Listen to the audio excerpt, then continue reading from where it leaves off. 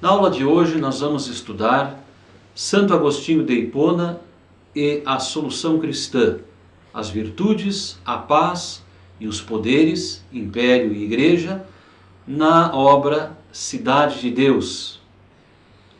Lembro a todos vocês que nós estamos numa disciplina do curso de filosofia que se chama seminário. Ou seja, estamos no seminário de filosofia medieval.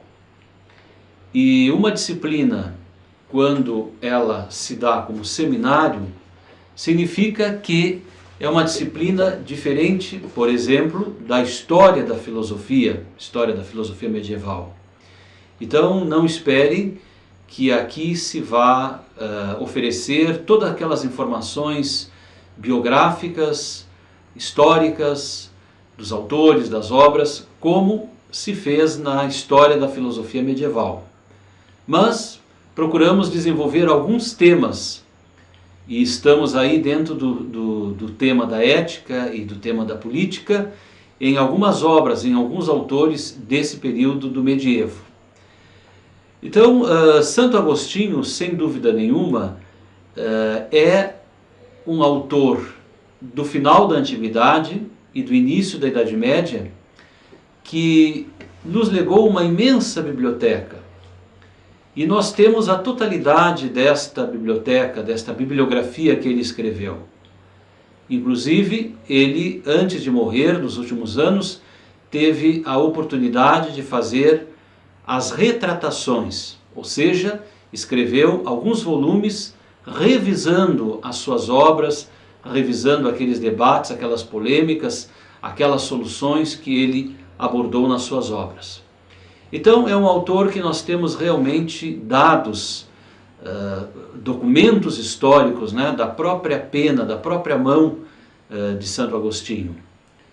De todos os autores da Antiguidade, então, Agostinho de Tagaste ou Agostinho de Hipona, como quiserem chamar, é o autor que nos legou, vamos dizer, uma documentação que nós podemos dizer que temos assim autenticamente aquilo que foi escrito por ele. Nós, na aula passada, vimos Platão, aqui tecemos algumas ideias sobre a República de Platão, e Platão então estabelece um ideal, tem um projeto de como deveria ser a cidade, como deveria ser o Estado, para que funcionasse bem, para que a pessoa se realizasse. Então aí vimos este paralelo, esta relação do Estado, suas partes, suas funções, e a alma humana, partes, funções da alma humana. E Platão então projeta, pensa em três classes com as quais o Estado funcionaria bem. Por isso a gente pode às vezes não compreender e não podemos aceitar algumas ideias de Platão, por exemplo, sobre algumas classes, mas devemos entender que é uma proposta para que o Estado se realize da melhor forma possível. Veja que Platão estava, como também nós estamos hoje, descontentes com a nossa realidade política, com as formas de governo que vão se degenerando, com as formas de governo que não contribuem para as virtudes dos cidadãos. Então Platão, da mesma forma, também estava decepcionado, e ele então faz uma proposta para que o Estado não venha dificultar, mas pelo contrário, que o Estado venha facilitar, atribuir, para que o cidadão seja virtuoso. Pois muito bem, Santo Agostinho, de certa forma, continua esse pensamento de Platão, e agora, claro, com uma nova visão de homem, porque Santo Agostinho tem o conhecimento da revelação. Então, claro, a questão da queda de Adão, do pecado original, explica esta dificuldade, esta monstruosidade de o homem não fazer aquilo que é devido em prol da sua própria realização.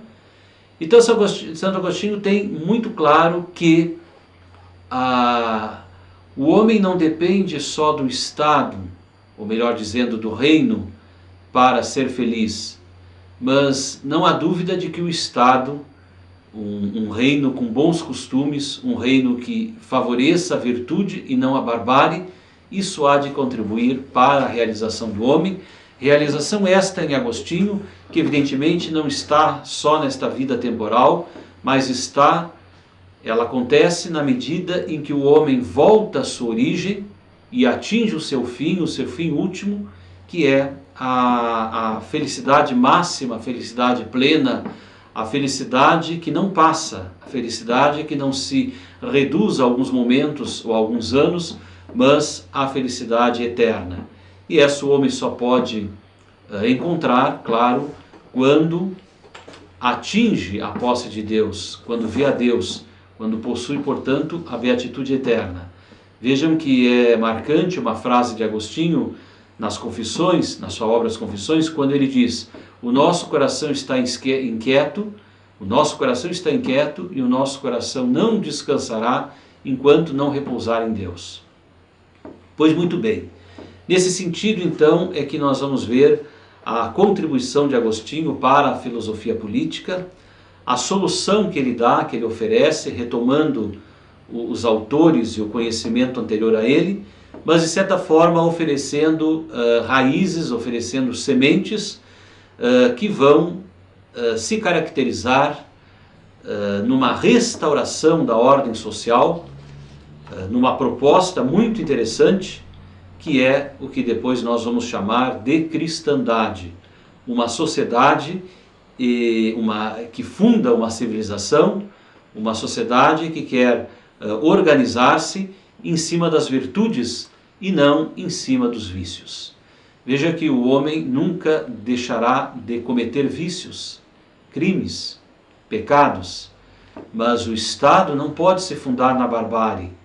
A sociedade não pode ser construída num relativismo onde tudo vale, onde a verdade depende da opinião de cada um. Não, mas é preciso que se fundamente o Estado, que se construa a civilização em cima de bases sólidas, bases verdadeiras, no sentido que realmente venham realizar a natureza humana e venham possibilitar uma sociedade de respeito, onde não se faça ao outro aquilo que não se quer que o outro nos faça. Então, neste sentido, estabelecer virtudes, estabelecer valores, estabelecer fins, são coisas fundamentais para se construir ou tentar construir uma civilização. E a civilização ocidental, com a sua organização toda, com os seus progressos, com o seu desenvolvimento, que nós não podemos negar, nós somos filhos do Ocidente, nós somos filhos da cultura grega, da cultura romana e da cultura judaico-cristã. Não se pode negar isto. Não se pode agora jogar tudo isto fora. Pois toda essa construção, todo esse desenvolvimento que vai acontecer através de N fatores, N eventos, nós em grande parte devemos a esta preocupação, a este escrito, a este testamento que Santo Agostinho nos deixou através dessa importante obra, A Cidade de Deus. Meus amigos e minhas amigas, nós vamos destacar aí como tema as virtudes e os poderes, império e igreja, ao analisar a obra Cidade de Deus. Mas eu lembro aqui então que, já vamos atacar o tema, que para Santo Agostinho a virtude, claro, é um hábito bom, né, diferente do vício, que é um hábito mau, e ele mesmo diz na obra Cidade de Deus que a melhor definição de virtude, a definição mais breve, é: virtude é ordem do amor. Então escreve em latim o seguinte: definitio brevis et vera virtutis ordo est amoris. A virtude é ordem do amor.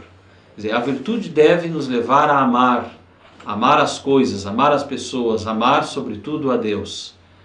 Amar o que é temporal, mas amar também o que é eterno. E saber fazer esta distinção de ordem, saber reconhecer que há uma organização, uma harmonia que deve ser considerada. Então, esta preocupação com a organização, com a ordenação, com as regras que nos levam ao verdadeiro amor, a amar como devemos amar, é o que se chama virtude. Virtude é a ordem do amor. E claro, aí ele vai retomar os gregos, desenvolver as virtudes cardeais, humanas ou morais, a prudência, a fortaleza, a temperança e a justiça.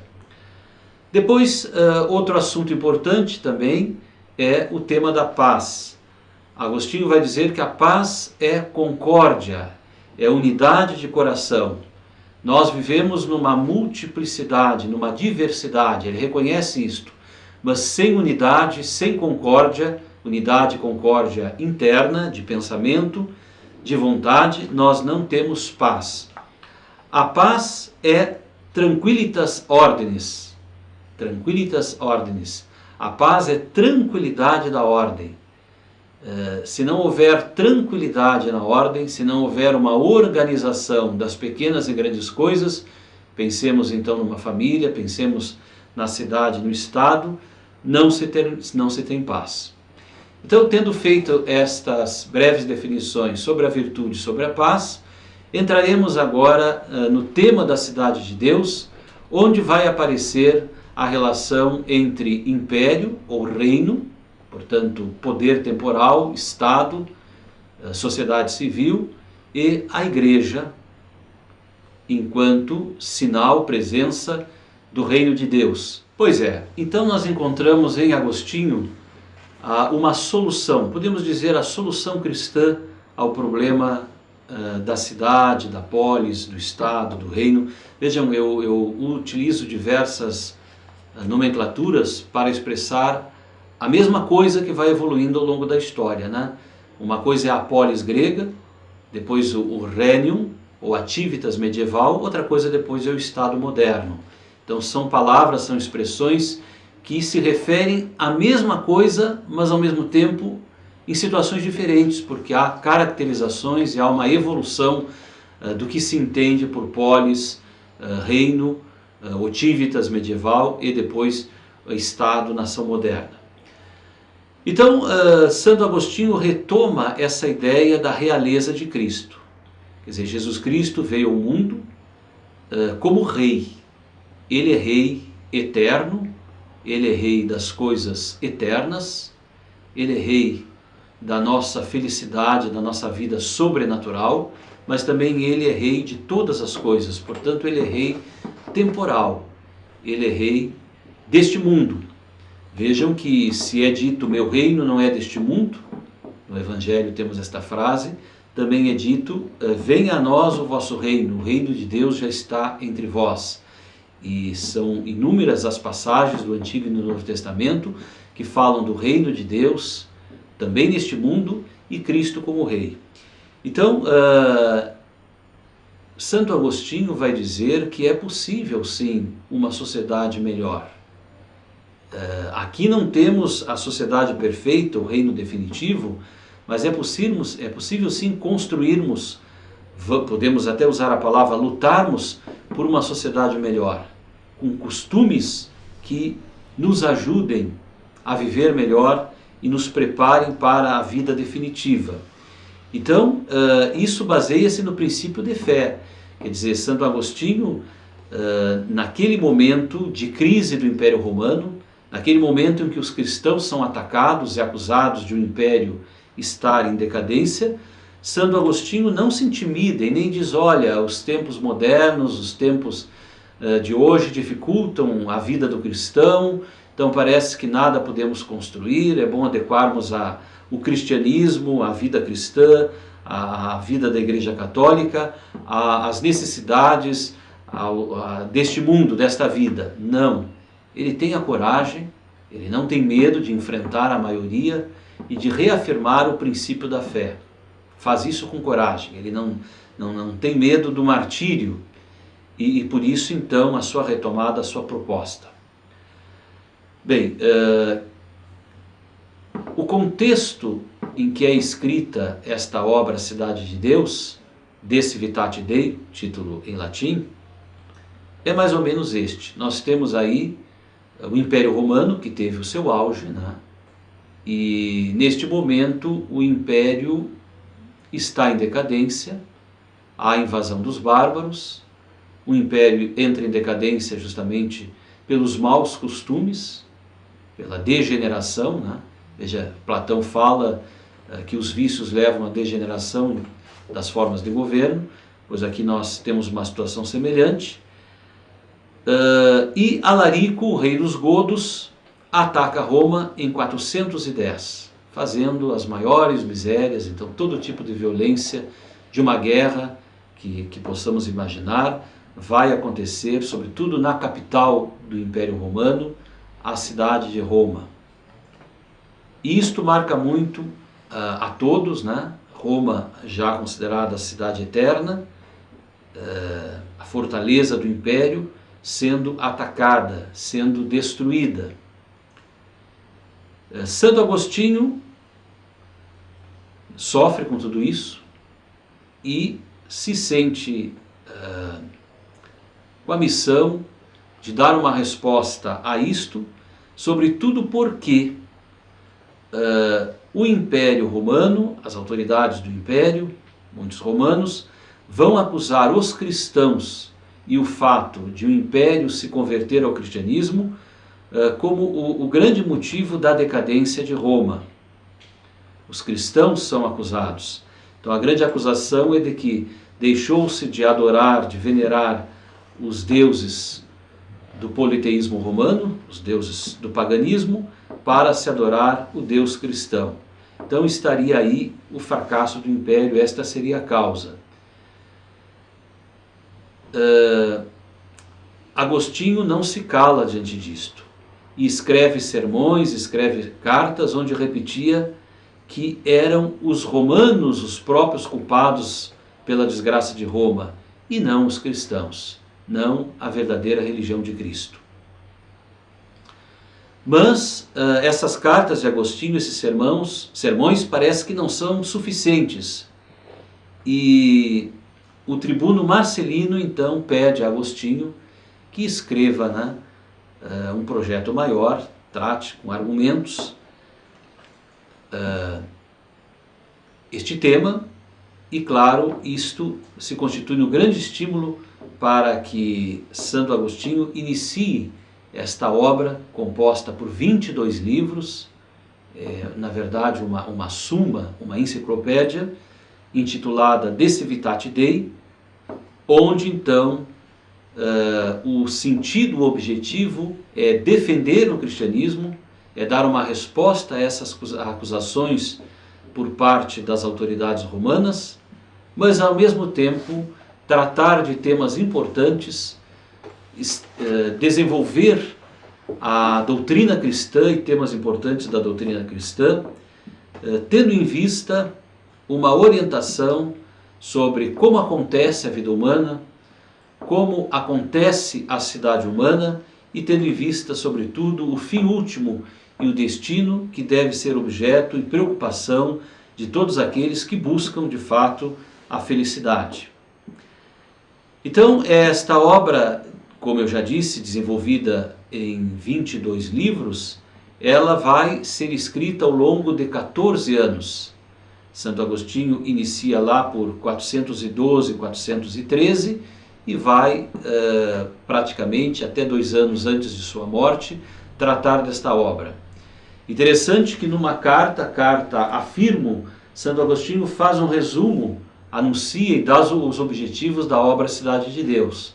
E também depois de ele concluir esta grande obra, ao escrever uma outra obra, isso mais no final da vida, nos últimos 2 anos de vida, ao escrever as Retratações, ele faz um resumo, e nós vamos utilizar esse resumo aqui, a respeito dos 22 livros que compõem a Cidade de Deus. Eu chamo a atenção de que nesse período a Igreja Católica já está estruturada, né? Então, inclusive a unidade da Igreja, tendo o Papa, sendo o Papa reconhecido como sucessor de Pedro, tu és Pedro e sobre esta pedra edificaria a minha Igreja. Então o Papa aqui é o sinal visível, a pedra de unidade da fé da Igreja, né? Pedro, apacenta as minhas ovelhas, disse Cristo a Pedro. Pedro, confirma teus irmãos na fé. Então esta unidade da igreja, né, e que se dá através dos bispos, sucessores dos apóstolos, Santo Agostinho se torna um bispo, mas bispo de Hipona, mas também esta ideia da unidade da igreja reunida na igreja de Roma, no sucessor de Pedro, que é o Papa, já havia assim um reconhecimento e uma organização desde que o imperador Constantino se converte e dá liberdade religiosa e reconhece inclusive o culto da igreja cristã, da igreja católica. Bem, iniciemos com um pensamento de Goethe. Dizia Goethe que as mais belas obras líricas eram as ditadas pelo interesse atual. E isso acontece com a Cidade de Deus. E os 22 livros da obra Cidade de Deus, que são a mais maravilhosa epopeia em prosa, foram também ditados pelas circunstâncias. Ou seja, sem a criminosa façanha de Alarico, talvez não tivessem sido escritos esses 22 livros. Vejam que o mal, parece que todo mal sempre é uma espécie de bem, né? Então esta façanha, esta invasão de Alarico a Roma, gerou esta obra de Agostinho. Todavia o saque de Roma lhe serviu apenas de pretexto. Partindo desse sucesso, que nada tinha de extraordinário, milhares de cidades em todos os tempos tinham sido saqueadas assim, o gênio de Agostinho soube elevar-se a uma síntese da história humana e divina, a uma visão de nossa espécie dividida em dois grupos, em dois exércitos, e combatendo um contra o outro sobre o olhar de Deus. Visão que iluminou e modelou a cristandade, a sociedade cristã, no decurso de um milênio, que vai ser justamente o que estamos a estudar, a política medieval. 1000 anos, né? Este grande livro, podemos dizer, esta grande floresta, contém uma apologética, isto é, uma defesa, uma teologia, uma filosofia da história e também uma ética, uma moral. Começa com o saque de uma cidade e termina com a ressurreição dos corpos debaixo dos céus. Refere-se aos tempos em que a terra ainda não existia e àqueles que não existirá mais. É a narração de uma guerra e uma lição de paz, uma exposição de aventuras humanas das quais Deus é o protagonista.